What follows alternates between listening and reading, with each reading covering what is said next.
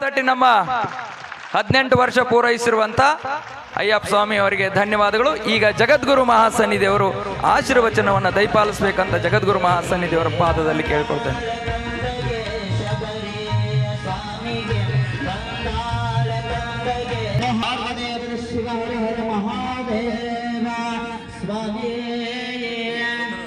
ಶರಣಮಯ್ಯಪ್ಪ ಶರಣಮಯ್ಯಪ್ಪ ಪಂಪಾಸುತನೇ ಶರಣಮಯ್ಯಪ್ಪ. ವಾಮದೇವ ಮುಖೋದ್ಭೂತಂ ನಂದಿ ಗೋತ್ರಾದಿನಾಯಕಂ ವೃಷ್ಟಿಸೂತ್ರ ಕೃತೋ ವಂದೇ ಮರುಳಾರಾಧ್ಯಂ ಜಗದ್ಗುರುಂ. ಕುಮಠೆ ಗ್ರಾಮದಲ್ಲಿ ಅಯ್ಯಪ್ಪ ಸ್ವಾಮಿ ಸೇವಾ ಸಮಿತಿಯವರು 18ನೇ ವರ್ಷದ ಅಯ್ಯಪ್ಪ ಸ್ವಾಮಿಯ ಪೂಜೆಯ ನಿಮಿತ್ತವಾಗಿ ಅಗ್ನಿಕುಂಡದ ನಿಮಿತ್ತವಾಗಿ ಹಮ್ಮಿಕೊಂಡಿರುವಂತಹ ಕಾರ್ಯಕ್ರಮದ ಪೂರ್ವಭಾವಿಯಾಗಿ ಶ್ರೀಮದ್ ಉಜ್ಜಯಿನಿ ಜಗದ್ಗುರು ಮಹಾಸನ್ನಿಧಿಯವರನ್ನು ಗ್ರಾಮದ ಪುರಪ್ರವೇಶವನ್ನು ಮಾಡಿಸಿ ವೈಭವಪೂರ್ವಕವಾಗಿ ಅಡ್ಡಪಲ್ಲಕ್ಕಿ ಉತ್ಸವದ ಮೆರವಣಿಗೆಯ ಶ್ರದ್ಧಾ ಭಕ್ತಿಗಳನ್ನು ಅರ್ಪಣೆ ಮಾಡಿ ಈಗ ನಡೆದುಕೊಂಡು ಬಂದಿರುವಂತಹ ಧರ್ಮ ಸಮಾರಂಭದ ವೇದಿಕೆಯ ಸಮ್ಮುಖವನ್ನು ವಹಿಸಿ ತಮ್ಮ ಸಮಯ ದಾನವನ್ನು ಮಾಡಿ ಮೌನದಿಂದಲೇ ಶುಭ ಹಾರೈಕೆಗಳನ್ನು ಹಾರೈಸಿರುವ ಜಂಬಗಿಯ ಪಟ್ಟಾಧ್ಯಕ್ಷರೇ, ಮಮದಾಪುರದ ಶ್ರೀಗಳವರೇ, ಕಾರ್ಯಕ್ರಮದ ನೇತೃತ್ವವನ್ನು ವಹಿಸಿ ನೇತೃತ್ವದ ಸಂದೇಶವನ್ನು ನೀಡಿರುವ ಕಲ್ಯಾಣ ಹೊರಗಿನ ಮಠ ಕೊಣ್ಣೂರದ ಸಿಂದಗಿಯ ಉತ್ತರಾಧಿಕಾರಿಗಳಾದಂತಹ ಡಾಕ್ಟರ್ ವಿಶ್ವಪ್ರಭುದೇವ ಶಿವಾಚಾರ್ಯ ಸ್ವಾಮೀಜಿಯವರು, ಊರಿನ ಎಲ್ಲ ಮಠಸ್ಥರೇ, 18ನೇ ವರ್ಷದ ಶಬರಿಮಲೆ ಯಾತ್ರೆಯನ್ನು ಕೈಗೊಳ್ಳಲಿರುವ ಬಸ್ಸು ಗುರುಸ್ವಾಮಿಯವರ ನಿರೂಪಕರೇ, ಗ್ರಾಮದ ಹಿರಿಯರಾದ ಬಾಬಾಗೌಡ್ರೆ, ಭೀಮನಗೌಡ್ರೆ, ಉಳಿದ ಎಲ್ಲ ಹಿರಿಯರೇ, ಯಾವತ್ತು ಗ್ರಾಮದ ಸದ್ಭಕ್ತ ಬಂಧುಗಳೇ, ತಾಯಂದಿರೇ, ಮಾಧ್ಯಮ ಪ್ರತಿನಿಧಿಗಳವರೇ, ಮುದ್ದು ಮಕ್ಕಳೇ, ಸಂಗೀತ ಕಲಾ ಬಳಗವೇ, ಪ್ರವಚನಕಾರರು ಸೇರಿದಂತೆ ನಿಮ್ಮೆಲ್ಲರಿಗೂ ಜಗದ್ಗುರು ಪಂಚಾಚಾರ್ಯರು, ಬಸವಾದಿ ಶಿವಶರಣರು ಅನಂತ ಸನ್ಮಂಗಲಗಳನ್ನು ಅನುಗ್ರಹಿಸಲಿ ಅನ್ನುವಂತಹ ಶುಭ ಹಾರೈಕೆಗಳನ್ನು ಆಶೀರ್ವಾದ ಮಾಡತಕ್ಕಂಥವರಾಗಿದ್ದೇವೆ. ಈ ನಾಡು ಸಮೃದ್ಧವಾಗಲಿ, ಸುಭಿಕ್ಷವಾಗಲಿ, ಒಳ್ಳೆಯ ಮಳೆಯಾಗಲಿ, ಒಳ್ಳೆಯ ಬೆಳೆಯಾಗಲಿ, ಬೆಳೆಗೆ ತಕ್ಕ ಮಾರುಕಟ್ಟೆ ಮೌಲ್ಯ ದೊರೆತು ಈ ದೇಶದ ಬೆನ್ನೆಲುಬು ಅನಿಸಿಕೊಂಡಂತಹ ಅನ್ನದಾತ ರೈತನ ಬದುಕು ಉತ್ತಮಗೊಳ್ಳಲಿ, ಎಲ್ಲರ ವ್ಯವಹಾರ ವ್ಯಾಪಾರ ಉದ್ಯೋಗಗಳು ಅಭಿವೃದ್ಧಿಯಾಗಲಿ, ವಧುವರರ ಕಲ್ಯಾಣವಾಗಲಿ, ವಿದ್ಯಾರ್ಥಿಗಳ ಭವಿಷ್ಯ ಉಜ್ವಲವಾಗಲಿ, ಸಂತಾನಾಪೇಕ್ಷಿ ದಂಪತಿಗಳಿಗೆ ದೇಶಭಕ್ತ, ವಿದ್ಯಾ ವಿನಯ ಸಂಸ್ಕಾರವಂತ ಧರ್ಮನಿಷ್ಠ ಮಕ್ಕಳು ಹುಟ್ಟುವಂತಾಗಲಿ, ಗ್ರಾಮದ, ಪಟ್ಟಣದ, ರಾಜ್ಯದ, ದೇಶದ ಎಲ್ಲ ಜನರು ನಾವಿಂಥ ಜಾತಿಯವರು, ಜನಾಂಗದವರು, ಧರ್ಮದವರು ಅನ್ನುವುದಕ್ಕಿಂತ ಬದಲಾಗಿ ನಾವೆಲ್ಲರೂ ಈ ದೇಶದ ಸತ್ಪ್ರಜೆಗಳು, ಭಾರತ ಮಾತೆಯ ಮಕ್ಕಳು, ನಾವೆಲ್ಲರೂ ಭಾರತೀಯರು ಅನ್ನುವಂತಹ ಸಮನ್ವಯ ಭಾವ ಎಲ್ಲರಲ್ಲೂ ಒಡಮೂಡುವಂತ ಆಗಲಿ ಅನ್ನುವಂತಹ ಅನಂತ ಸನ್ಮಂಗಲಗಳನ್ನು ಮತ್ತೊಮ್ಮೆ ಮಗದೊಮ್ಮೆ ನಿಮ್ಮೆಲ್ಲರಿಗೂ ಆಶೀರ್ವಾದ ಮಾಡತಕ್ಕಂಥವರಾಗಿದ್ದೇವೆ. ಭಾರತ ದೇಶ ಮಂದಿರಗಳ ದೇಶ ಇದು. ಈ ದೇಶದಲ್ಲಿರೋಷ್ಟು ಗುಡಿ ಗುಂಡಾರಗಳನ್ನು, ಮಠ ಮಂದಿರಗಳನ್ನು ಪ್ರಪಂಚದ ಯಾವ ದೇಶದಲ್ಲೂ ನಾವು ನೋಡೋದಕ್ಕೆ ಸಾಧ್ಯ ಇಲ್ಲ. ನಮಗನಿಸ್ತದ ನಮ್ಮ ದೇಶದಲ್ಲಿ ಒಂದೇ ಒಂದು ಹಳ್ಳಿ ಯಾವುದೇ ದೇವಸ್ಥಾನ ಇಲ್ಲಪ್ಪ ಅನ್ನುವಂತಹ ಹಳ್ಳಿ ಕಾಣೋದಕ್ಕೆ ಸಿಗೋದಕ್ಕೆ ಸಾಧ್ಯವೇ ಇಲ್ಲ. ಒಂದು ಸಣ್ಣ ಹಳ್ಳಿಯಾಗಲಿ ಪಟ್ಟಣವಾಗಲಿ ಒಂದಲ್ಲ 10 ದೇವಸ್ಥಾನಗಳಿರುವಂಥದ್ದನ್ನು ನಾವು ನೋಡುತ್ತೀವಿ. ಅಂದ್ರೆ ಆ ಕಾರಣಕ್ಕಾಗಿನೇ ಭಾರತವನ್ನ ಮಂದಿರಗಳ ದೇಶ, ದೇವಸ್ಥಾನಗಳ ದೇಶ, ಪುಣ್ಯಭೂಮಿ, ದೇವಭೂಮಿ, ಧರ್ಮಭೂಮಿ ಅನ್ನುವಂತಹ ಮಾತಿನಿಂದ ಕರೆದುಕೊಂಡು ಬಂದಿರುವಂಥದ್ದು. ಈ ಕಾರಣಕ್ಕಾಗಿನೇ ಸ್ವಾಮಿ ವಿವೇಕಾನಂದರು ತಮ್ಮ ಒಂದು ಲೇಖನದೊಳಗೆ ಹೀಗೆ ಬರೆದುಕೊಂಡು ಬರ್ತಾರೆ, ಪಾಶ್ಚಾತ್ಯ ದೇಶಗಳಲ್ಲಿರ್ತಕ್ಕಂಥ ಜನ ದೇವರಿಗಿಂತ ಹೆಚ್ಚಾಗಿ ತಮ್ಮ ದೇಹವನ್ನ ಪ್ರೀತಿ ಮಾಡ್ತಾರಂತೆ. ಪಾಶ್ಚಾತ್ಯ ದೇಶಗಳಲ್ಲಿರ್ತಕ್ಕಂಥ ಜನ ದೇವರಿಗಿಂತ ಹೆಚ್ಚಾಗಿ ತಮ್ಮ ದೇಹವನ್ನ ಪ್ರೀತಿ ಮಾಡ್ತಾರಂತೆ. ಆದ್ರೆ ಇಡೀ ಜಗತ್ತಿನೊಳಗೆ ಒಂದು ದೇಶದ ಜನ ಇದಕ್ಕೆ ವಿರುದ್ಧ ಅಪವಾದ. ಆ ದೇಶದ ಜನ ತಮ್ಮ ದೇಹವನ್ನ ಪ್ರೀತಿ ಮಾಡೋದಿಲ್ಲ, ಬದಲಾಗಿ ದೇವರನ್ನ ಪ್ರೀತಿ ಮಾಡ್ತಾರೆ. ಆ ದೇಶದ ಜನ ಯಾರು ಅಂದ್ರೆ ಭಾರತ ದೇಶದ ಜನ. ಭಾರತ ದೇಶದ ಜನ ದೇವರಿಗಾಗಿ ಏನೆಲ್ಲ ಮಾಡ್ತಾರೆ. ಇವತ್ತು ನಡೆದಿರೋ ಕಾರ್ಯಕ್ರಮ ಕೂಡ ದೇವರಿಗಾಗಿನೇ. ವ್ರತ, ನಿಯಮ, ಪೂಜೆ, ಪುನಸ್ಕಾರಗಳನ್ನ ಮಾಡುತ್ತೀರಿ, ಉಪವಾಸ ಮಾಡುತ್ತೀರಿ, ಪಾದಯಾತ್ರೆ ಹೋಗ್ತೀರಿ, ಜಾತ್ರೆ ರಥೋತ್ಸವಗಳನ್ನ ನಡೆಸ್ತೀರಿ, ಉರುಳು ಸೇವೆ ಮಾಡ್ತೀರಿ. ಏನೆಲ್ಲ ಮಾಡುವಂತಹ ಪದ್ಧತಿಗಳನ್ನ, ಸಂಸ್ಕಾರಗಳನ್ನ ನಮ್ಮ ದೇಶದಲ್ಲಿ ನೋಡ್ತೀವಿ. ನಮಗನಿಸ್ತದ ಕೃಷ್ಣ ಪಕ್ಷದಲ್ಲಿ 15 ತಿಥಿಗಳು, ಶುಕ್ಲ ಪಕ್ಷದಲ್ಲಿ 15 ತಿಥಿಗಳು, ವರ್ಷದ 365 ದಿನ, ವಾರದಲ್ಲಿ 7 ದಿನ, ವಾರ ಒಂದೊಂದು ದೇವರಿಗೆ ಸೀಮಿತವಾಗಿ ಆರಾಧನೆ ಮಾಡತಕ್ಕಂತಹ, ಒಂದೊಂದು ತಿಥಿಗಳನ್ನು ಒಂದು ದೇವರಿಗೆ ಅರ್ಪಣೆ ಮಾಡತಕ್ಕಂತಹ, ವ್ರತ ನಿಯಮಗಳನ್ನು ಆಚರಿಸ್ತಕ್ಕಂತಹ, ತಮಗೆ ತೋರಿದ ಭಕ್ತಿಯನ್ನ ವಿವಿಧ ರೀತಿಯಲ್ಲಿ ದೇವರಿಗಾಗಿ ನಡೆಸುವಂತಹ ಒಂದು ಪರಂಪರೆ ಯಾವ ದೇಶದಲ್ಲಾದ್ರೂ ಇದ್ರೆ ಅದು ಭಾರತ ದೇಶದೊಳಗೆ ನಾವು ಕಾಣುತ್ತೇವೆ ಅನ್ನುವಂಥದ್ದು. ದೇವಸ್ಥಾನಗಳು ಬೇಕು, ಮಠ ಮಂದಿರಗಳು ಬೇಕು. ಆ ಕಾರಣಕ್ಕಾಗಿನೇ ಭಾರತ ದೇಶದೊಳಗ ಯಾವುದೇ ದೇಶಗಳಿಗೆ ಹೋಲಿಸಿದರೆ ಭಯೋತ್ಪಾದನೆಯ ಮಟ್ಟ, ಜೊತೆಗೆ ಅಪರಾಧೀಕರಣದ ಪ್ರಮಾಣ ಇವೆಲ್ಲವುಗಳು ಕೂಡ ಅತ್ಯಂತ ಕಡಿಮೆ ಇರತಕ್ಕಂಥದ್ದು. ಯಾವ ಕಾರಣಕ್ಕಾಗಿ ಅಂದ್ರೆ ನಮ್ಮ ದೇಶದಲ್ಲಿರ್ತಕ್ಕಂಥ ಧರ್ಮ, ದೇವರು, ಆಧ್ಯಾತ್ಮ, ಗುರು ಪರಂಪರೆ ಅನ್ನುವಂಥ ಕಾರಣಕ್ಕಾಗಿ ಅಪರಾಧೀಕರಣದ ಪ್ರಮಾಣ ಅತ್ಯಂತ ಕಡಿಮೆ ಇದೆ ಅನ್ನುವಂಥ ಮಾತನ್ನು ಹೇಳಿದ್ರೆ ಅದು ಅತಿಶಯೋಕ್ತಿ ಆಗಲಾರದು ಅನ್ನುವಂಥ ಮಾತನ್ನು ಅರ್ಥ ಮಾಡ್ಕೋಬೇಕು. ಯಾಕೆ ಈ ಮಾತು ಹೇಳಿದ್ವಿ ಅಂದ್ರೆ, ಇವತ್ತು ಸರ್ಕಾರ ಶಾಲೆಗಳ ಪ್ರಾರಂಭ ಮಾಡಿದೆ, ಪೊಲೀಸ್ ಠಾಣೆಗಳು ಸ್ಥಾಪನೆ ಆಗಿದ್ದಾವೆ, ಕೋರ್ಟ್ಗಳು ಸ್ಥಾಪನೆ ಆಗಿದ್ದಾವೆ. ಆದ್ರೆ ಒಂದು ಕಾಲದೊಳಗ ಇದೇ ದೇವಸ್ಥಾನಗಳು, ಇದೇ ಮಠ ಮಂದಿರಗಳು ನ್ಯಾಯವನ್ನ ತೀರ್ಮಾನ ಮಾಡತಕ್ಕಂಥ ಪಂಚಾಯಿತಿ ಕಟ್ಟೆಗಳಾಗಿದ್ವು ಅನ್ನುವಂಥದ್ದನ್ನು ಕೂಡ ನಮ್ಮ ಹಿರಿಯರಿಗೆ ಚೆನ್ನಾಗಿ ಗೊತ್ತದ. ಯಾಕೆ ಅಂತ ಕೇಳಿದ್ರೆ ಅವತ್ತಿನ ಕಾಲದೊಳಗೆ ಪೊಲೀಸ್ ಸ್ಟೇಷನ್ ಇರಲಿಲ್ಲ, ಯಾವುದೇ ಕೋರ್ಟ್ ಇರಲಿಲ್ಲ. ಊರಿನ ಯಾವುದೇ ವ್ಯಾಜ್ಯ, ಯಾವುದೇ ಜಗಳ, ಯಾವುದೇ ಕಲಹ ಅದನ್ನ ಯಾರು ತೀರ್ಮಾನ ಮಾಡ್ತಿದ್ರ ಅಂದ್ರೆ ಆ ಊರಲ್ಲಿರ್ತಕ್ಕಂಥ ಒಬ್ಬ ಮಠಾಧೀಶ, ಗುರುವಾಗಿರ್ತಕ್ಕಂಥವ ಇಲ್ಲದೆ ಹೋದ್ರೆ 5 ಜನ ಹಿರಿಯರು ಊರ ಪ್ರಮುಖ ದೇವಸ್ಥಾನದ ಕಟ್ಟೆ ಮೇಲೆ ಕೂತ್ಕೊಂಡು, ಅದಕ್ಕೆ ಜಗಲಿ ಅಂತಿದ್ರು ಅಥವಾ ಪಂಚಾಯತಿ ಕಟ್ಟೆ ಅಂತ ಕರಿತಿದ್ರು, ಅದರ ಮೇಲೆ ಕೂತ್ಕೊಂಡು ಎರಡೂ ಪಕ್ಷದವರ ಕರೆದು ಅತ್ಯಂತ ಸ್ಪಷ್ಟವಾದ, ಯೋಗ್ಯವಾದ, ನ್ಯಾಯವಾದ ತೀರ್ಮಾನವನ್ನ, ಎಲ್ಲರೂ ಒಪ್ಪುವಂತಹ ಸರ್ವಸಮ್ಮತವಾದ ತೀರ್ಮಾನವನ್ನ ಯಾರು ಹೇಳ್ತಿದ್ರಪ್ಪ ಅಂದ್ರೆ 5 ಜನ ಪಂಚರು ಆ ದೇವಸ್ಥಾನದ ಕಟ್ಟೆಯ ಮೇಲೆ ಕೂತ್ಕೊಂಡು ಅದು ಯಾವುದೇ ವ್ಯಾಜ್ಯ ಆಗಿದ್ರು ಕೂಡ ಅದನ್ನ ತೀರ್ಮಾನ ಮಾಡ್ತಿದ್ರು ಅನ್ನುವಂಥದ್ದನ್ನು ಈ ಸಂದರ್ಭದಲ್ಲಿ ನೆನಪು ಮಾಡ್ಕೊಳ್ಬೇಕು. ಅವರೆಲ್ಲ ಹಿರಿಯರು ಹೇಳ್ತಾ ಇದ್ರು, ದೇವರ ಎದುರಿಗೆ ನಾವು ಮಾತನಾಡ್ತಾ ಇದ್ದೀವಿ, ಸುಳ್ಳನ್ನು ಹೇಳಬಾರ್ದು. ದೇವರ ಎದುರಿಗೆ ನಾವು ನಿರ್ಣಯ ಮಾಡ್ತಾ ಇದ್ದೀವಿ, ಸತ್ಯವಾದ ನಿರ್ಣಯವನ್ನೇ ಮಾಡಬೇಕು, ಧರ್ಮಸಮ್ಮತವಾದ ನಿರ್ಣಯವನ್ನೇ ಮಾಡಬೇಕು ಅನ್ನುವಂಥ ಭಯ, ಭಕ್ತಿ, ವಿಶ್ವಾಸ, ಶ್ರದ್ಧೆ ಅವರಲ್ಲಿ ಇರೋ ಕಾರಣಕ್ಕಾಗಿ ಊರಿನ ಯಾವುದೇ ಜಗಳಗಳು ಆ ಊರನ್ನ ಬಿಟ್ಟು ಹೊರಗೆ ಹೋಗದೆ ಇರತಕ್ಕಂಥ ರೀತಿಯೊಳಗ ಆ ವ್ಯವಸ್ಥೆ ಏನಿತ್ತು ಅದು ನಿಜಕ್ಕೂ ಕೂಡ ಇವತ್ತಿಗೆ ಅತ್ಯಂತ ಅವಶ್ಯಕ ಅನ್ನುವಂಥ ಮಾತನ್ನು ಹೇಳಿದ್ರೆ ಅದು ಅತಿಶಯೋಕ್ತಿ ಆಗಲಾರದು. ಅಂದ್ರೆ ಒಂದು ಕಾಲದೊಳಗ ಕೋರ್ಟ್ಗಳು ಯಾವ ಆಗಿದ್ವು ಅಂದ್ರೆ ಅದೇ ಊರಿನ ಗ್ರಾಮದ ಮಠ ಆಗಿತ್ತು, ಇಲ್ಲದೆ ಹೋದ್ರೆ ದೇವಸ್ಥಾನಗಳಾಗಿದ್ದು, ಪಂಚರು ಮಾಡತಕ್ಕಂಥ ತೀರ್ಮಾನವೇ ಅಂತಿಮವಾಗಿತ್ತು ಅನ್ನುವಂಥದ್ದನ್ನು ಕೂಡ ನಾವು ನೆನಪಿಸಿಕೊಳ್ಬೇಕಾಗ್ತದೆ. ಇನ್ನು ಎರಡನೇ ಮಾತು ನಿಮಗೆಲ್ಲ ಹೇಳೋ ಹಾಗೆ, ಇವತ್ತೆಲ್ಲ ಸರ್ಕಾರ ಶಾಲೆಗಳನ್ನು ಸ್ಥಾಪನೆ ಮಾಡಿದೆ, ಮಠ ಮಂದಿರಗಳು ಶಾಲೆಗಳನ್ನು ಸ್ಥಾಪನೆ ಮಾಡಿದ್ದಾರೆ, ಖಾಸಗಿಯವರ ಶಿಕ್ಷಣ ಸಂಸ್ಥೆಗಳನ್ನ ಪ್ರಾರಂಭ ಮಾಡಿದ್ದಾರೆ.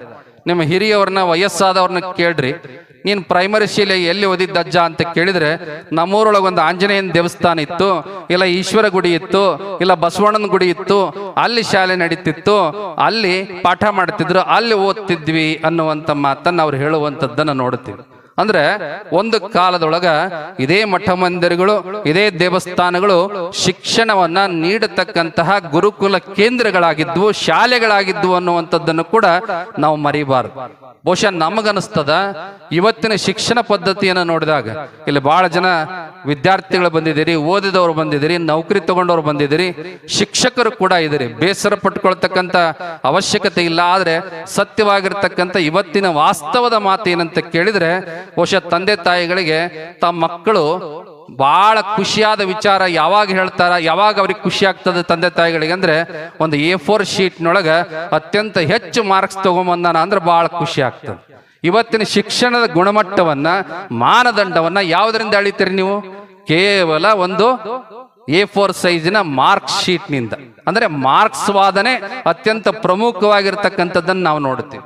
ಆದ್ರೆ ಅದೇ A4 ಶೀಟಿನ ಆ ಮಾರ್ಕ್ಸ್ ಕಾರ್ಡಿನ ಹಿಂದೆ ಆಕೆಯ ಅಥವಾ ಆತನ ಚಾರಿತ್ರ್ಯ ಹೇಗಿದೆ, ತಂದೆ ತಾಯಿಗಳಿಗೆ ಅವಳು ಚೆನ್ನಾಗಿ ನೋಡ್ಕೊಳ್ತಾ ಇದ್ದಾಳ, ಅಥವಾ ಅವರ ಮಾತಿಗೆ ಗೌರವ ಕೊಟ್ಟು ನಡ್ಕೊಳ್ತಾ ಇದ್ದಾರ, ಅವರ ಧರ್ಮ ಪರಂಪರೆ ಹೇಗಿದೆ, ಅವರ ನ್ಯಾಯ ನೀತಿ ನಡ್ಕೊಳ್ತಕ್ಕಂಥ ವಿಚಾರ ಹೇಗಿದೆ, ಅವರ ದೇಶದ ಬಗ್ಗೆ, ನಾಡು ನುಡಿಯ ಬಗ್ಗೆ, ಗುರು ಹಿರಿಯರ ಬಗ್ಗೆ, ಧರ್ಮದ ಬಗ್ಗೆ, ಸಂಸ್ಕಾರಗಳ ಬಗ್ಗೆ, ಆತನ ಚಾರಿತ್ರ್ಯದ ಬಗ್ಗೆ ಆ ಅಂಕಪಟ್ಟಿ ಯಾವತ್ತೂ ಕೂಡ ಮಾನದಂಡ ಆಗೋದಿಲ್ಲ. ಇವತ್ತು ಅದೇ ನಡೆದಿರ್ತಕ್ಕಂಥದ್ದು. ಯಾಕೆ ಈ ಮಾತನ್ನು ನೋವಿನಿಂದ ಹೇಳ್ತೀವಿ ಅಂದ್ರೆ, ಇತ್ತೀಚೆಗೆ ಟೈಮ್ಸ್ ಅನ್ನುವಂತ ಒಂದು ಪತ್ರಿಕೆಯೊಳಗ ಅಮೆರಿಕದ ನಾಸಾ ಸಂಸ್ಥೆಯ ಬಗ್ಗೆ ಬರೆದಿದ್ರು. ಏನು ಬರೆದಿದ್ರು ಅಂತ ಕೇಳಿದ್ರೆ, ನಾಸಾ ಅನ್ನುವಂಥದ್ದು ಅಮೆರಿಕದ ಬಾಹ್ಯಾಕಾಶ ಸಂಸ್ಥೆ. ಅದು ನಮ್ಮ ದೇಶದೊಳಗೆ ಒಂದು ಬಾಹ್ಯಾಕಾಶ ಸಂಸ್ಥೆ ಇದೆ. ಅದರ ಹೆಸರೇನು? ಬಹಳ ಜನಕ್ಕೆ ಗೊತ್ತೇ ಇಲ್ಲ. ಹೆಮ್ಮೆ ಪಡ್ಬೇಕು, ನೀವೆಲ್ಲ ನೆನಪು ಮಾಡ್ಕೋ. ಒಂದೇ ಕಾಲಕ್ಕೆ ಏಕಕಾಲಕ್ಕ 100 ಉಪಗ್ರಹಗಳನ್ನು ಹಾರಿಬಿಟ್ಟಂತ ಯಾವುದಾದ್ರೂ ಸಂಸ್ಥೆ ಇದ್ರೆ ಅದು ಭಾರತ ದೇಶದ ಬಾಹ್ಯಾಕಾಶ ಸಂಸ್ಥೆ ಇಸ್ರೋ. ಯಾವುದು? ಇಸ್ರೋ ಅನ್ನುವಂಥದ್ದು. ಅಮೆರಿಕದ ಬಾಹ್ಯಾಕಾಶ ಸಂಸ್ಥೆ ಹೆಸರು ನಾಸಾ. ಆ ಟೈಮ್ಸ್ ಒಳಗೆ ಬರೆದಿದ್ರು, ಆ ನಾಸಾ ಸಂಸ್ಥೆಯೊಳಗ ಭಾರತೀಯ ಇಂಜಿನಿಯರ್ಗಳು, ಅತ್ಯಂತ ಶ್ರೇಷ್ಠ ಮಟ್ಟದ ಇಂಜಿನಿಯರ್ಗಳು ಸುಮಾರು 7645 ಜನ ಅಮೆರಿಕದ ಬಾಹ್ಯಾಕಾಶ ಸಂಸ್ಥೆ ನಾಸಾಗಾಗಿ ಕೆಲಸ ಮಾಡಕತ್ತಾರ. ಇದು ಖುಷಿ ಪಡ್ಬೇಕೋ ಅಥವಾ ನೋವು ಪಡ್ಬೇಕು? ಅವರ ತಂದೆ ತಾಯಿಗಳು ಖುಷಿ ಪಡ್ತಿರ್ಬೋದು. ಯಾಕಂದ್ರೆ ಒಳ್ಳೆ ಸಂಬಳ, ಒಳ್ಳೆ ವ್ಯವಸ್ಥೆ. ನನ್ನ ಮಗ ಅಮೆರಿಕದಾಗದಾನ ಅನ್ನುವಂಥ ಭಾವದೊಳಗೆ ಇವರು ವೃದ್ಧಾಶ್ರಮದಾಗಿದ್ರು ಖುಷಿ ಪಡ್ತಾವ. ತಂದೆ ತಾಯಿಗಳ ಸ್ವಭಾವ ಏನು ಮಾಡ್ಲಿಕ್ಕೆ ಆಗೋದಿಲ್ಲ. ಆದ್ರೆ ನಿಜವಾಗ್ಲೂ ಕೂಡ ಅದಕ್ಕೆ ದುಃಖ ಪಡಬೇಕು. ಯಾಕೆ ದುಃಖ ಪಡಬೇಕು ಅಂದ್ರೆ, ನಮ್ಮ ಕೇಂದ್ರ ಸರ್ಕಾರ 12 ಆದ್ಮೇಲೆ ಅಂದ್ರೆ PUC ಆದಮೇಲೆ IIT IISc ಅನ್ನುವಂತಹ ಅದ್ಭುತವಾಗಿರ್ತಕ್ಕಂಥ ಒಂದು ಶಿಕ್ಷಣದ ವ್ಯವಸ್ಥೆ ನಮ್ಮ ಸೆಂಟ್ರಲ್ ಗೌರ್ಮೆಂಟ್ ಇಂದ ಅವಕಾಶವನ್ನ ಕೊಟ್ಟಿದ್ದಾರೆ. ಅದರೊಳಗೆ ಏನಾದ್ರೂ ಕೂಡ ಒಂದು ಸಾರಿ ನೀವು ಎಂಟ್ರಿ ಆದ್ರೆ ₹1 ಫೀಸ್ ಇಲ್ಲ. ಅವರೇ ವಸತಿ, ಅವರೇ ಶಿಕ್ಷಣ, ಅವರೇ ಉಚಿತವಾದ ಅನ್ನವನ್ನು ನೀಡತಕ್ಕಂಥ ಒಂದು ಅದ್ಭುತವಾದ ವ್ಯವಸ್ಥೆ. ಅಲ್ಲಿ 5 ವರ್ಷ ಓದಿ ಒಳ್ಳೆಯ ಅಂಕದಿಂದ ಉತ್ತೀರ್ಣರಾದ ಮೇಲೆ ಕೊನೆಯ ವರ್ಷ ಕ್ಯಾಂಪಸ್ ಅನ್ನುವಂತ ಬರ್ತದೆ, ಕ್ಯಾಂಪಸ್ ಇಂಟರ್ವ್ಯೂ. ಅದರೊಳಗೆ ಅಮೆರಿಕದ ಕಂಪನಿಗಳು ಬಂದು ಯಾರು ರ್ಯಾಂಕ್ ತಗೊಂಡಿದ್ದಾರೆ, ಅತ್ಯಂತ ಹೆಚ್ಚು ಮಾರ್ಕ್ಸ್ಗಳನ್ನು ಯಾರು ಗಳಿಸಿದ್ದಾರೆ ಅವ್ರನ್ನೆಲ್ಲ ಸೆಲೆಕ್ಟ್ ಮಾಡಿ ಅಲ್ಲಿ ಕರ್ಕೊಂಡು ಹೋಗ್ತದೆ. ವಿಚಾರ ಮಾಡ್ರಿ, 5 ವರ್ಷ ಕೇಂದ್ರ ಸರ್ಕಾರದ ಉಚಿತವಾದ ದುಡ್ಡು, ಉಚಿತವಾದ ಅನ್ನ, ಉಚಿತವಾದ ಶಿಕ್ಷಣ ಇವನ್ನೆಲ್ಲ ಪಡ್ಕೊಂಡ ಮೇಲೆ ಅವನ ನಿಷ್ಠೆ, ಅವನ ನಿಯತ್ತು, ಅವನ ವಿಶ್ವಾಸ ಯಾವ ದೇಶಕ್ಕಿರಬೇಕು? ಯಾವ ದೇಶಕ್ಕಿರಬೇಕು? ತನ್ನ ಜನ್ಮ ದೇಶಕ್ಕಿರಬೇಕು. ಯಾವ ದೇಶ ತನಗೆ ಜನ್ಮ ಕೊಟ್ಟದ, ಯಾವ ದೇಶ ತನಗೆ ತಂದೆ ತಾಯಿಗಳ ಮೂಲಕವಾಗಿ ಈ ಅವಕಾಶ ಕೊಟ್ಟದ, ಯಾವ ದೇಶ ತನಗೆ ಉಚಿತವಾಗಿ ಶಿಕ್ಷಣ ಕೊಟ್ಟದ, ಆ ದೇಶದ ಬಗ್ಗೆ ತನ್ನ ಮೊದಲ ಗುರಿ ಇರಬೇಕು, ತನ್ನ ಮೊದಲ ಸೇವೆಯ ಭಾಗ್ಯವನ್ನ ಕೊಡ್ತಕ್ಕಂಥ ಗುಣ ಇರಬೇಕು. ಆದರೆ ಹೆಚ್ಚಿನ ಸಂಬಳ, ಸವಲತ್ತು, ಇವಾಗ ಎಲ್ಲ ಸಂಪತ್ತಿನ ಉದ್ದೇಶಕ್ಕಾಗಿ ವಿದೇಶಿ ಪ್ರತಿಭಾ ಪಲಾಯನ ಆಗ್ತಾ ಇರತಕ್ಕಂಥದ್ದು ಬಹಳ ನೋವಿನ ಸಂಗತಿ. ಆ 7645 ಜನ ಅಲ್ಲೇನ್ ಕೆಲಸ ಮಾಡಾಕತ್ತಾರ, ಅವರೇನಾದ್ರು ನನ್ನ ದೇಶ, ನಾನು ಭಾರತಕ್ಕಾಗಿ ದುಡಿತೀನಿ, ಭಾರತದಲ್ಲೇ ಇರ್ತೀನಿ, ನನ್ನ ತಂದೆ ತಾಯಿಗಳ ಬಿಟ್ಟು ಹೋಗೋದಿಲ್ಲ, ನಾನು ಇಲ್ಲೇ ಬದುಕ್ತೀನಿ, ನನ್ನ ದೇಶದ ಇಸ್ರೋ ಸಂಸ್ಥೆಗಾಗಿ ನಾನೇನಾದ್ರೂ ಸೇವಾ ಮಾಡ್ತೀನಿ ಅನ್ನುವಂಥ ನಿಷ್ಠೆಯಿಂದ ಅವರೇನಾದ್ರೂ ಇಲ್ಲಿ ಕೆಲಸ ಮಾಡಿದ್ರೆ ಏಕಕಾಲಕ್ಕೆ 100 ಅಲ್ಲ 1000 ಉಪಗ್ರಹಗಳನ್ನು ಹಾರಿ ಬಿಡ್ತಕ್ಕಂಥ ಸಾಮರ್ಥ್ಯ ಯಾರಿಗೆ ಬರ್ತಿತ್ತು ಅಂದ್ರೆ ಅದು ಭಾರತ ದೇಶಕ್ಕೆ ಬರ್ತಿತ್ತು. ಇವತ್ತು ಅಂತಾರಾಷ್ಟ್ರೀಯ ಬಾಹ್ಯಾಕಾಶ ನಿಲ್ದಾಣ ಇರ್ತಕ್ಕಂಥ 3 ರಾಷ್ಟ್ರ, ಒಂದು ಅಮೆರಿಕ, ರಷ್ಯಾ ಮತ್ತು ಚೈನಾ. ಭಾರತ ಬಹಳ ಪ್ರಯತ್ನ ಮಾಡಕತ್ತದ, ಅಂದ್ರೆ ಆಕಾಶದಲ್ಲೇ ಒಂದು ನಿಲ್ದಾಣವನ್ನು ಸ್ಥಾಪನೆ ಮಾಡಬೇಕು ಅಂತ. ಅದರ ಶ್ರೇಯಸ್ಸು ಅಮೆರಿಕ ನಿಲ್ದಾಣ ಏನು ಮಾಡಿದ್ದಾರೆ, ಅದರ ಶ್ರೇಯಸ್ಸು ಸಂಪೂರ್ಣವಾಗಿ ಭಾರತೀಯ ಇಂಜಿನಿಯರ್ಗಳು ಸಲ್ತದ. ಅವ್ರೇನಾದ್ರೂ ಇಲ್ಲಿದ್ದಿದ್ರೆ ಮೊಟ್ಟ ಮೊದಲ ಬಾಹ್ಯಾಕಾಶ ನಿಲ್ದಾಣ ಯಾರ್ದಾಗ್ತಿತ್ತು? ಭಾರತ ದೇಶದ್ದಾಗ್ತಿತ್ತು. ಅದಕ್ಕೆ ವಿದ್ಯಾಭ್ಯಾಸದ ಶಿಕ್ಷಣದ ಗುಣಮಟ್ಟವನ್ನ ತಂದೆ ತಾಯಿಗಳು ಕೇವಲ A4 ಶೀಟಿನ ಮಾರ್ಕ್ಸ್ ಕಾರ್ಡ್ ಮೇಲೆ ಅಳಿಬಾರ್ದು.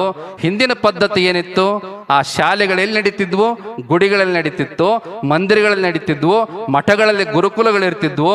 ಎಲ್ಲಾ ಗುರು ಗುರುಗಳಾದಂಥವರು, ಶಿಕ್ಷಕರಾದಂಥವರು ದೇವರೆದಿಗೆ ಪಾಠ ಮಾಡ್ತಿದ್ರು. ದೇವರೆದಿಗೆ ಶಿಕ್ಷಕರು ಪಾಠ ಮಾಡಿದ ಮಕ್ಕಳು ಅದನ್ನು ಕಲಿತಿದ್ರು. ಭಯ ಭಕ್ತಿ ಇರ್ತಿತ್ತು. ಶಿಕ್ಷಕರು ಅನ್ಕೊಳ್ತಿದ್ರು, ದೇವರ ಸನ್ನಿಧಾನದೊಳಗೆ ನಾನು ಕೆಲಸ ಮಾಡಕತ್ತೀನಿ, ನಾನು ತೆಗೆದುಕೊಳ್ಳೋ ಸಂಬಳಕ್ಕೆ ನಾನು ಅನ್ಯಾಯ ಮಾಡಬಾರ್ದು, ಮಕ್ಕಳಿಗೆ ದ್ರೋಹ ಮಾಡಬಾರ್ದು, ಚೆನ್ನಾಗಿ ಪಾಠ ಮಾಡ್ಬೇಕಂತ ಶಿಕ್ಷಕರು ಯೋಚನೆ ಮಾಡ್ತಿದ್ರು. ಅದೇ ರೀತಿಯಾಗಿ ವಿದ್ಯಾರ್ಥಿಗಳು ಕೂಡ ದೇವರ ಸನ್ನಿಧಾನದಲ್ಲಿ ನಾವೆಲ್ಲ ಕೂತಿದ್ದೀವಿ, ಚೆನ್ನಾಗಿ ಓದಬೇಕು, ನಮ್ಮ ತಂದೆ ತಾಯಿಗಳಿಗೆ ಒಳ್ಳೆ ಹೆಸರು ತರಬೇಕು ಅನ್ನುವಂಥ ನಿಟ್ಟಿನೊಳಗೆ ಅಧ್ಯಯನ ಮಾಡುತ್ತಿದ್ರು. ಅವತ್ತಿನ ಕಾಲದ ಶಿಕ್ಷಕರು ಮನೆ ಮನೆಗೆ ಹೋಗಿ ನಿಮ್ಮ ಮಕ್ಕಳು ಹಿಂಗದಾರ, ನಿಮ್ಮ ಮಕ್ಕಳು ಹಿಂಗದಾರ, ಅವ್ರು ಇಂಥದ್ರೊಳಗೆ ಕಡಿಮೆ ಇದಾರ, ಅವ್ರನ್ನ ಹೀಗೆ ತಿದ್ದಬೇಕು ಅನ್ನುವಂಥ ವೈಯಕ್ತಿಕವಾಗಿರ್ತಕ್ಕಂಥ ಪ್ರೀತಿ ವಿಶ್ವಾಸಗಳು ನಡೀತಾ ಇದ್ವು. ಆದ್ರೆ ಇವತ್ತಿನ ದಿನಮಾನಗಳಲ್ಲಿ ಅತ್ಯಂತ ನೋವಿನಿಂದ ಹೇಳಬೇಕಾದಂಥ ಮಾತೇನಪ್ಪ ಅಂದ್ರೆ 45ಕ್ಕೆ ಬೆಲ್ಲು 30ಕ್ಕೆ ಬಿಲ್ಲು ಅನ್ನುವಂಥ ನಿಟ್ಟಿನೊಳಗೆ ಕೆಲಸ ಮಾಡ್ತಾ ಇರ್ತಕ್ಕಂಥ ವ್ಯವಸ್ಥೆ ಏನಿದೆ, ಇದು ಬಹಳ ನೋವಿನ ಸಂಗತಿ. ಅವತ್ತಿನ ಗುರುಕುಲ ಮಾದರಿಯ ಶಿಕ್ಷಣ ಪದ್ಧತಿ ಏನಿತ್ತು, ಅದು ನ್ಯಾಯವನ್ನ, ಧರ್ಮವನ್ನ, ನೀತಿಯನ್ನ, ಜೊತೆಗೆ ಸಂಸ್ಕಾರವನ್ನ ಕೊಡ್ತಕ್ಕಂಥ ಶಾಲೆಗಳು ಆಗಿದ್ವು ಅನ್ನುವಂಥದ್ದನ್ನ ಆ ನಿಟ್ಟಿನೊಳಗ ಎಲ್ಲಾ ತಂದೆ ತಾಯಿಗಳು ಏನನ್ನ ಕಲಿಸಬೇಕು ಅಂದ್ರೆ, ಕೇವಲ ವಿದ್ಯಾಭ್ಯಾಸದ ಯಂತ್ರಗಳನ್ನ ಮಕ್ಕಳನ್ನು ಮಾಡಬೇಡಿ. ನಿಜವಾದ ಅರ್ಥದೊಳಗ ಎಷ್ಟೇ ಎತ್ತರಕ್ಕೆ ಬೆಳೆದ್ರು ಕೂಡ ತಂದೆ ತಾಯಿಗಳನ್ನು ಬಿಟ್ಟು ಹೋಗದೇ ಇರತಕ್ಕಂತಹ ವಯಸ್ಸಾದ ಕಾಲದಲ್ಲಿ ನೀವು ಮಕ್ಕಳನ್ನ ಅವರೆಲ್ಲ ತುಂಟಾಟಗಳನ್ನ ಸಹಿಸಿ ಹಾಗ ಅವರನ್ನ ಆರೈಕೆ ಮಾಡಿದಿರಿ, ಪೋಷಣೆ ಮಾಡಿದಿರಿ. ಹಾಗ ವಯಸ್ಸಾದ ಕಾಲದೊಳಗೆ ನಿಮ್ಮನ್ನ ಮಕ್ಕಳಂತೆ ಆರೈಕೆ ಮಾಡತಕ್ಕಂಥ ಮಕ್ಕಳನ್ನ ನಿಜವಾಗಲೂ ಕೂಡ ಆಸ್ತಿಯನ್ನಾಗಿ ನೀವು ಮಾಡಬೇಕು ಅನ್ನುವಂಥ ಮಾತನ್ನ ಈ ವೇದಿಕೆ ಮುಖಾಂತರ ಹೇಳೋದಕ್ಕೆ ಬಯಸ್ತೇವೆ. ಹಾಗೆ ದೇವಸ್ಥಾನಗಳು ಒಂದು ಕಾಲದೊಳಗ ಶಿಕ್ಷಣವನ್ನು ಕೊಡ್ತಕ್ಕಂಥ ಶಾಲೆಗಳಾಗಿದ್ವು ಅನ್ನುವಂಥದ್ದನ್ನ ಯಾರು ಕೂಡ ಮರೆಯಬಾರದು. ಆ ಕಾರಣಕ್ಕಾಗಿ ಹೇಳುವಂತ ಮಾತೇನಪ್ಪ ಅಂತ ಕೇಳಿದ್ರೆ, ಅದಕ್ಕೆ ಮೊದಲೇ ಹೇಳಿದ್ವಿ, ಭಾರತ ದೇಶದೊಳಗ ಅಪರಾಧೀಕರಣದ ಪ್ರಮಾಣ ಕಡಿಮೆ ಆಗೋದಕ್ಕೆ ಏನು ಕಾರಣ ಅಂದ್ರೆ, ನಮ್ಮ ದೇಶದಲ್ಲಿ ಇರತಕ್ಕಂಥ ಭಕ್ತಿ, ಶ್ರದ್ಧೆ, ಆಸ್ತಿಕವಾದ ಭಾವ ಇದೆಯಲ್ಲ, ಅದು ಅತ್ಯಂತ ಆ ಸ್ಥಿತಪ್ರಜ್ಞತೆಯನ್ನ, ಜೊತೆಗೆ ಪಾಸಿಟಿವ್ ಎನರ್ಜಿಯನ್ನ, ಧನಾತ್ಮಕವಾಗಿರ್ತಕ್ಕಂಥ ಭಾವವನ್ನ ತಂದು ಕೊಡ್ತಕ್ಕಂಥದ್ದು ಆಗಿದೆ ಅನ್ನುವಂಥದ್ದನ್ನ ಮರಿಬಾರ್ದು. ಒಂದು ಚಿಕ್ಕ ಉದಾಹರಣೆ ನಿಮಗೆ ಹೇಳ್ತೀವಿ. ಕಲ್ಲಪ್ಪ ಮಲ್ಲಪ್ಪ ಅನ್ನುವಂಥ ಇಬ್ರು ಸ್ನೇಹಿತರು. ಅವತ್ತಿನ ಕಾಲ ಕಲ್ಲಪ್ಪ ಮಲ್ಲಪ್ಪನಿಂದ ಒಂದು 500 ರೂಪಾಯಿ ಸಾಲ ತಗೊಂಡ. ಇವತ್ತಿನ ಕಾಲ ಆಗಿದ್ರೆ ಸುಮ್ಮನೆ ಕೊಡ್ತೀರಿ ಸಾಲನ? ಸುಮ್ಮನೆ ಕೊಡ್ತೀರಿ? ಏನೇನು ಇಸ್ಕೊಂತೀರಿ ಸಾಲ ಕೊಡೋರಿಗೆ? ಬ್ಯಾಂಕ್ ಏನೇನು ಇಸ್ಕೊಂತದ? ಶ್ಯೂರಿಟಿ ಇಸ್ಕೊಂತದ, ಜಾಮೀನು ಇಸ್ಕೊಂತದ, ಇಲ್ಲ ಚೆಕ್ ಇಸ್ಕೊಂತಾರ, ಇಲ್ಲ ಏನಾದ್ರೂ ಅಡಮಾನ ಇಟ್ಕೋತಾರ, ಇಲ್ಲ ಒಟ್ಟು ದಾಖಲೆ ಇಟ್ಕೊಂಡು ಕೊಡತಕ್ಕಂಥ ಪದ್ಧತಿ. ಯಾಕಂದ್ರೆ ವಿಶ್ವಾಸ ಇಲ್ಲ, ವಾಪಸ್ ಬರ್ತದೋ ಇಲ್ಲ ಅನ್ನುವಂಥ ವಿಶ್ವಾಸ ಇಲ್ಲದೆ ಇರೋ ಕಾರಣಕ್ಕಾಗಿ ಒಂದು ಕಂಡೀಷನ್ ಮೇರೆಗೆ ಒಂದು ಏನಾದರೂ ನೀತಿ ನಿಯಮಗಳ ಮುಖಾಂತರವಾಗಿ ಸಾಲ ಕೊಡ್ತಕ್ಕಂಥ ವ್ಯವಸ್ಥೆ ಇವತ್ತಿನ ದಿನಮಾನಗಳಲ್ಲಿ ಇರ್ತಕ್ಕಂಥದ್ದು. ಕೊಡದೇ ಇದ್ರೆ ಅದನ್ನು ವಸೂಲಾತಿ ಮಾಡುವಂಥ ವ್ಯವಸ್ಥೆಗಳು ಅದಾವ. ಆದ್ರೆ ಅವತ್ತಿನ ಕಾಲ ಮಾತಿನ ಮೇಲೆ, ಭಾಷೆಯ ಮೇಲೆ, ಒಂದು ವಾಣಿಯ ಮೇಲೆ, ಒಂದು ವಚನದ ಮೇಲೆ ಏನೆಲ್ಲವನ್ನ ಮಾಡತಕ್ಕಂಥ ಪದ್ಧತಿಗಳಿದ್ದು. ಮಲ್ಲಪ್ಪ ಕಲ್ಲಪ್ಪನಿಗೆ 500 ರೂಪಾಯಿ ಕೊಟ್ಟ. 6 ತಿಂಗಳಾಯ್ತು, ಕಲ್ಲಪ್ಪ ವಾಪಸ್ ಕೊಡ್ಲಿಲ್ಲ. ಮಲ್ಲಪ್ಪ ಕಲ್ಲಪ್ಪನಿಗೆ ಕೇಳಿದ, ಸ್ವಲ್ಪ ಗಮನ ಕೊಟ್ಟು ಕೇಳ್ರಿ. ಮಲ್ಲಪ್ಪ ಕಲ್ಲಪ್ಪನಿಗೆ ನನ್ನ ದುಡ್ಡು ವಾಪಸ್ ಕೊಡು ಅಂತ ಕೇಳಿದ. ಅವಾಗ ಕಲ್ಲಪ್ಪ ಅಂತಾನೆ, ನೀನ್ ಯಾವಾಗ ಕೊಟ್ಟಿದ್ದಿ, ನಾನು ಯಾವಾಗ ಇಸ್ಕೊಂಡಿದ್ದು ಹೋಗು ಅಂದ್ಬಿಟ್ಟ. ಏನು ದಾಖಲೆ ಇಲ್ಲ. ಅವ ಮಲ್ಲಪ್ಪ ಸ್ವಲ್ಪನೂ ಚಿಂತೆ ಮಾಡಲಿಲ್ಲ, ಸ್ವಲ್ಪನೂ ವಿಚಲಿತನಾಗ್ಲಿಲ್ಲ, ಆತಂಕಕ್ಕೊಳಗಾಗ್ಲಿಲ್ಲ. ಒಂದೇ ಮಾತಂತಾನೆ ಮಲ್ಲಪ್ಪ, ಆಯ್ತಪ್ಪ ನಾನು ಕೊಟ್ಟಿಲ್ಲ, ನೀನು ಇಸ್ಕೊಂಡಿಲ್ಲ, ಈ ಮಾತನ್ನು ಇಲ್ಲಿ ಹೇಳ್ಬೇಡ, ಮಲ್ಲಯ್ಯನ ಗುಡಿಯೊಳಗೆ ಬಂದು ಗಂಟಿ ಹೊಡೆದು ಮಲ್ಲಯ್ಯನ ಮುಂದೆ ಹೇಳೋ ಅಂತ ಹೇಳ್ಬಿಟ್ಟ. ಇಷ್ಟೇ, ಒಂದೇ ಒಂದು ಮಾತು. ಗದ್ದಿಗೆ ಬಾ, ಗದ್ದಿಗೆ ಮುಂದೆ ನಿಂತ್ಕೊಂಡು ಗಂಟಿ ಹೊಡೆದು ನೀ ಕೊಟ್ಟಿಲ್ಲ, ನಾ ಇಸ್ಕೊಂಡಿಲ್ಲ ಅಷ್ಟು ಹೇಳಪ್ಪ ಅಂದ. ಯಾವಾಗ ಮಲ್ಲಯ್ಯನ ಗುಡಿಗೆ ಬಾ ಅಂದ, ಅಯ್ಯಪ್ಪ ಸ್ವಾಮಿ ಗುಡಿಗೆ ಬಾ ಅಂದ, ಮಠಕ್ಕೆ ಬಂದು ಗದ್ದಿಗೆ ಮುಂದೆ ಹೇಳು ಅಂದ, ಅವಾಗ ಕಲ್ಲಪ್ಪ ಅಂತಾನ ಅಪರಾಧೀಕರಣದ ಭಾವ ಜಾಗೃತಿ ಆಗ್ತದ. ನೋಡಿ ಎಷ್ಟು ಅದ್ಭುತವಾಗಿರ್ತಕ್ಕಂಥ ಪ್ರಕ್ರಿಯೆ ಇದು. ಯಾವ ಪೊಲೀಸ್ ಬರಲಿಲ್ಲ, ಯಾರು ಪಂಚಾಯತಿ ಮಾಡಲಿಲ್ಲ, ನಡುವೆ ಬಂದು ಯಾರು ಜಗಳ ಬಗೆಹರಿಸಲಿಲ್ಲ, ಯಾವ ಕೋರ್ಟು ಬರಲಿಲ್ಲ. ಕೇವಲ ಒಂದೇ ಒಂದು ಮಾತು, ಗದ್ದಿಗೆ ಬಾ, ಗುಡಿಗೆ ಬಾ ಅಂತ ಕರೆದ ತಕ್ಷಣ ಅವನ ಮನಸ್ಸಿನಲ್ಲಿ ಅಪರಾಧಿ ಭಾವ ಜಾಗೃತಿಯಾಗಿ, ತಪ್ಪಾಯ್ತಪ್ಪ ಮಲ್ಲಪ್ಪ, ಗುಡಿಗೆ ಬಂದು ಸುಳ್ಳು ಹೇಳೋದಿಲ್ಲ, ಇಲ್ಲೇನ ಮಾತಾಡಬಹುದು, ಗದ್ದಿಗೆ ಮುಂದ ದೇವ್ರ ಮುಂದೆ ಸುಳ್ಳು ಹೇಳೋದಕ್ಕೆ ಆಗೋದಿಲ್ಲ, ಒಂದು ವಾರ ಸಮಯ ಕೊಡು, ನಿನ್ನ ದುಡ್ಡು ವಾಪಸ್ ಕೊಡ್ತೀನಿ ಅಂತ. ನೋಡಿ, ದೇವಸ್ಥಾನಗಳಲ್ಲಿ, ಮಠ ಮಂದಿರಗಳ ಗದ್ದಿಗೆಗಳಲ್ಲಿ ಎಂತ ಅದ್ಭುತವಾದ ಶಕ್ತಿ ಇತ್ತು ಅನ್ನುವಂಥದ್ದಕ್ಕೆ ಇದೊಂದು ಪ್ರತ್ಯಕ್ಷ ಉದಾಹರಣೆ. ಇವತ್ತಿನ ರಾಜಕಾರಣಿಗಳು ಹೇಳ್ತಿರ್ತಾರೆ ಧರ್ಮಸ್ಥಳಕ್ಕೆ ಬಾ ಅಣಿ ಮಾಡಿ ಪ್ರಮಾಣ ಮಾಡೋಣ ಅಂತ. ಅದು ಬೇರೆ ವಿಚಾರ. ಆದ್ರೆ ನಿಜವಾದ ಅರ್ಥದೊಳಗ ಒಂದು ಪಾಸಿಟಿವ್ ಎನರ್ಜಿ, ಒಂದು ಅಪರಾಧೀಕರಣದ ಭಾವ, ಜೊತೆಗೆ ನಾನು ತಪ್ಪು ಮಾಡ್ತಾ ಇದ್ದೀನೋ ಸರಿ ಮಾಡ್ತಾ ಇದ್ದೀನೋ ಅನ್ನುವಂಥದ್ದರ ವಿಚಾರದ ಕುರಿತು ಆ ಎರಡು ದಾರಿಗಳಲ್ಲಿ ಯಾವ ದಾರಿಲಿ ಹೋಗಬೇಕು ಅನ್ನುವಂಥದ್ದರ ಪ್ರೇರೇಪಕ ಶಕ್ತಿ ಒಬ್ಬ ಗುರುವಿನಿಂದ, ಒಂದು ದೇವರಿಂದ, ಒಂದು ಧರ್ಮದಿಂದ ನಮಗೆ ಸಿಗ್ತದೆ ಅನ್ನುವಂಥದ್ದನ್ನು ಯಾವತ್ತೂ ಕೂಡ ಮರೀಬಾರದು ಅನ್ನುವಂಥ ಮಾತನ್ನು ಈ ಸಂದರ್ಭದಲ್ಲಿ ಹೇಳೋದಕ್ಕೆ ಬಯಸ್ತೇವೆ. ಯಾವುದೇ ದೇವರಾಗಿರಲಿ, ಯಾವುದೇ ಧರ್ಮವಾಗಲಿ, ಯಾವುದೇ ಮಠವಾಗಲಿ ಜನರನ್ನ ಕೂಡಿಸಬೇಕೆ ಹೊರತು ಯಾವತ್ತೂ ಕೂಡ ಅಗಲಿಸಬಾರದು. ಯಾಕೆಂತ ಕೇಳಿದ್ರೆ ಧರ್ಮ ಅನ್ನುವಂಥದ್ದು ಯಾವತ್ತೂ ಕೂಡ ಸೂಜಿ ಇದ್ದಂಗೆ, ಜಾತಿ ಅನ್ನುವಂಥದ್ದು, ಜನಾಂಗ ಅನ್ನುವಂಥದ್ದು, ಈ ಪರಂಪರೆಗಳು ಅನ್ನುವಂಥದ್ದು, ಪ್ರತ್ಯೇಕವಾದ ವಾದ ಅನ್ನುವಂಥದ್ದು ಇದೇನಪ್ಪ ಅಂದ್ರೆ ಕತ್ರಿ ಇದ್ದಂಗೆ. ಕತ್ರಿ ಯಾವಾಗಲೂ ಏನ್ ಮಾಡ್ತದ, ಯಾವಾಗ ಕತ್ತರಿಸ್ಕೊಡ್ತಾ ಹೋಗ್ತದ. ಕತ್ರಿಯ ಸೈಜು ಅಂದ್ರೆ ಕತ್ರಿಯ ಗಾತ್ರ ಎಷ್ಟು ದೊಡ್ಡದದ, ಆದ್ರೆ ಒಂದು ಸೂಜಿ ಏನ್ ಮಾಡ್ತದ, ನೋಡೋದಕ್ಕೆ ಎಷ್ಟು ಸಣ್ಣದಿರ್ತದ, ಬಹಳ ಚಿಕ್ಕದಿರ್ತದ. ಇದೇನು ಸೂಜಿ ಬಿಡು ಅಂತ ಹೇಳಿ ನೀವು ಯಾರು ಅಲಕ್ಷ್ಯ ಮಾಡಬಾರದು. ಧರ್ಮ ಯಾವತ್ತೂ ಸೂಜಿ ಕೆಲಸ ಮಾಡುತ್ತದ. ಕತ್ತರಿ ಎಷ್ಟೇ ಸರ ಬಟ್ಟೆಗಳನ್ನ ಹರಿದ್ರು, ಎಷ್ಟೇ ತುಂಡು ತುಂಡು ಮಾಡಿದ್ರು, ಅದನ್ನ ಕೂಡಿಸುವಂತ ಸಾಮರ್ಥ್ಯ ಯಾವುದ್ರಲ್ಲಿ ಐತೆ ಅಂದ್ರೆ ಒಂದು ಸೂಜಿ ಒಳಗೈತೆ ಅನ್ನುವಂಥದ್ದನ್ನ ಮರಿಬಾರದು. ಆ ಸೂಜಿ ಕೆಲಸ ಯಾವ್ದು ಮಾಡ್ತದಂದ್ರ ಒಬ್ಬ ಗುರು ಮಾಡ್ತಾನ, ಒಂದು ಧರ್ಮ ಮಾಡ್ತದ, ಒಬ್ಬ ದೈವ ಶಕ್ತಿ ಇರ್ತಕ್ಕಂಥ ಒಂದು ದೇವ ಮಂದಿರಗಳು ಆ ಕೆಲಸವನ್ನ ಮಾಡ್ತವೆ ಅನ್ನುವಂಥದ್ದನ್ನ ಮರಿಬಾರದು. ಇಲ್ಲಿ ಇಷ್ಟು ಜನ ಕೂತಿದ್ರಿ, ನೀವೆಲ್ಲ ಕುಮಟೇಜ ಗ್ರಾಮದ ಜನ, ಬೇರೆ ಬೇರೆ ಗ್ರಾಮದ ಜನನೂ ಬಂದಿರಿ. ಯಾರ್ದಾರ ಮದ್ವಿ ಕರೆದ್ರೆ ಹಿಂಗ್ ಕುಂದಿರ್ತೀರಿ, ನೀವು ಕೊಡ್ತೀರಿ? ಮದುವೆ ಕಾರ್ಡ್ ಕೊಡಬೇಕು, 10 ಸಲ ಕರೆದು ಬರಬೇಕು. ಅದ್ರಾಗೂ ಸಂಬಂಧಿಕರು ಬೀಗರು ಬಿದ್ದಿದ್ರೆ ಜಮಖಾನ ಹಾಸಿ ಚೇರ್ ಹಾಕಿ ಸೋಫಾ ಮೇಲೆ ಕುಂದಿರ್ಸ್ಬೇಕು. ಊಟಕ್ಕೆ ಒಂದು ಉಪ್ಪಿನಕಾಯಿ ಕಡಿಮೆ ಆದ್ರೂ ಜಗಳ ಮಾಡ್ತೀರಿ.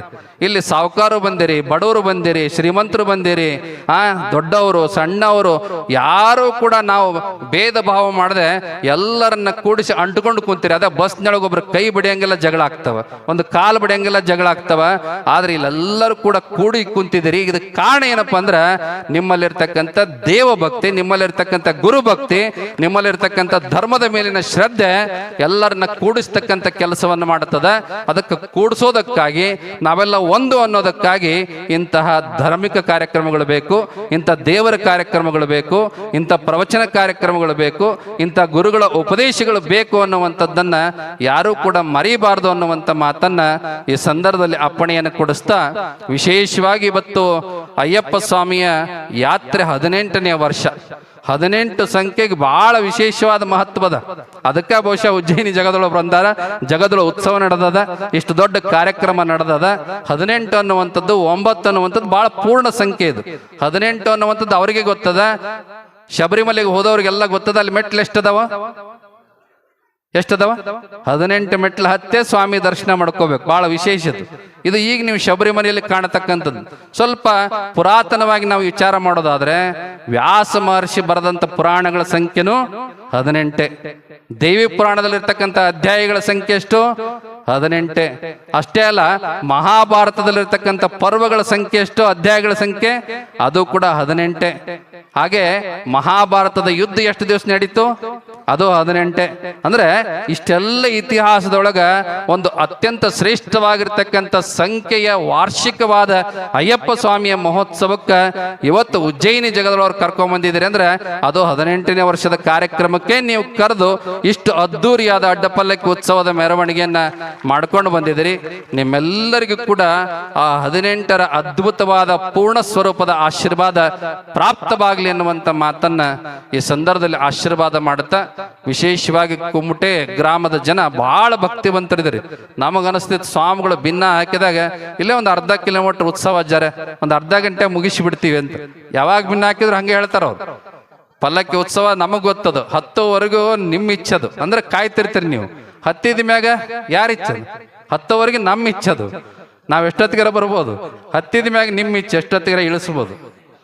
ಹೆಂಗಿರ್ತದ ನೋಡ್ರಿ ಭಕ್ತರದು ಗುರುಗಳ ಸಂಪರ್ಕ ಬಾಂಧವ್ಯ ಹೆಂಗಿರ್ತದ ಅಂದ್ರೆ ಬರೋವರೆಗೆ ನೀವು ಕಾಯ್ತೀರಿ, ಇಳಿಸೋವರೆಗೆ ನಾವು ಕಾಯ್ಬೇಕು. ಪಲ್ಲಕ್ಕಿ ಕೂತ್ಕೊಂಡು 1 ಕಿಲೋಮೀಟರ್ ಅಲ್ಲ, 2 ಕಿಲೋಮೀಟರ್ ಅಲ್ಲ, ಬರೋಬ್ಬರಿ 3 ಕಿಲೋಮೀಟರ್ ಉತ್ಸವ ಅಲ್ಲದ ಪೂರ್ತಿ.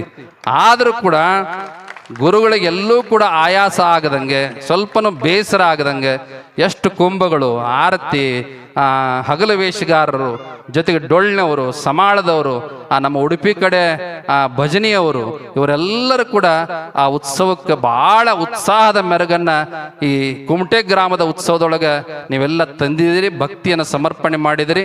ಜೊತೆಗೆ ನಮ್ಮ ಹುಡುಗರು ಹೆಂಗಿದ್ರಪ್ಪ ಅಂದ್ರೆ, ಕುಮಟೆ ಗ್ರಾಮದ ಹುಡುಗರು ಪಲ್ಲಕ್ಕಿ ಇನ್ನೊಬ್ಬರಿಗೆ ಹೆಗಲೇ ಕೊಡ್ಲಿಲ್ಲ. ಅವ್ರು ಅಷ್ಟು ದೂರ ತಂದ್ರು ಕೂಡ ಅವರೇ ಪಲ್ಲಕ್ಕಿಯನ್ನು ಹೊತ್ಕೊಂಡು ಬಂದಾರ. ಅಂದ್ರೆ ಗಟ್ಟಿ ಭಕ್ತರು ಎಲ್ಲದಾರಪ್ಪ ಅಂದ್ರೆ ಅದು ಕುಮಟೆ ಗ್ರಾಮದೊಳಗೆ ಅದಾರ ಅನ್ನುವಂತ ಬಹಳ ಹೆಮ್ಮೆ ಮತ್ತು ಅಭಿಮಾನದ ಮಾತುಗಳನ್ನ ಈ ಸಂದರ್ಭದಲ್ಲಿ ನಾವಾದ್ರೂ ಕೂಡ ಆ ಪಲ್ಲಕ್ಕಿ ಹೊತ್ತವರಿಗೆ, ಕುಂಭ ಹೊತ್ತವರಿಗೆ, ಆರತಿ ಹಿಡಿದವರಿಗೆ, ವಾದ್ಯದವರಿಗೆ, ಮೇಳದವರಿಗೆ, ನಂದಿಕೋಲಿನವರಿಗೆ, ಭಜನಿಯವರಿಗೆ, ಪ್ರತಿಯೊಬ್ಬರಿಗೆ ಅವರಿವರನ್ನದೇ, ಜೊತೆಗೆ ಹಂಗ ಎಲ್ಲ ನಡ್ಕೊಂತ ನೋಡ್ಕೊಂತ ಹೊಂಟವರಿಗೆ ಎಲ್ಲರಿಗೂ ಕೂಡ ಆ ಭಗವಂತ ಜಗದ್ಗುರು ಪಂಚಾಚಾರ್ಯರು ಅನಂತ ಸನ್ಮಂಗಲಗಳನ್ನು ಆಶೀರ್ವಾದ ಮಾಡ್ಲಿ ಅನ್ನುವಂತ ಮಾತನ್ನ ಈ ಸಂದರ್ಭದಲ್ಲಿ ಹಾರೈಸ್ತಾ, ನಮ್ಮ ಬಸವಗುರು ಸ್ವಾಮಿ ಅವರು 18 ವರ್ಷದ ಯಾತ್ರೆಯನ್ನು ಮಾಡಕತ್ತಾರ.